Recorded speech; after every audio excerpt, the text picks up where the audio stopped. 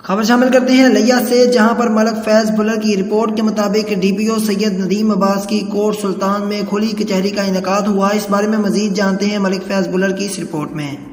District police officer لیا سید ندیم عباس کی کوٹ سلطان شہر میں کھلی کچہری۔ اس موقع پر D S P Sadar Munawar Ahmed Buzdar, S H O Kot Sultan Muhammad Afzal و دیگر پولیس افسران اور بڑی تعداد میں شہری موجود تھے۔ کھلی کچہری کے دوران شہریوں نے انفرادی اور اجتماعی مسائل پر مبنی درخواستیں پیش کی۔ ڈی پی او نے فرداً درخواستوں پر سماعت کی اور پوری توجہ کے ساتھ سائلین کے مسائل سنے۔ ڈی پی او نے عوامی اجتماع سے خطاب کرتے ہوئے کہا کہ کھلی کچہری کے انعقاد کا مقصد عوام کو ان کی دہلیز پر انصاف کی فراہمی کو یقینی بنانا اور عام آدمی کے مسائل کو حل کرنا ہے۔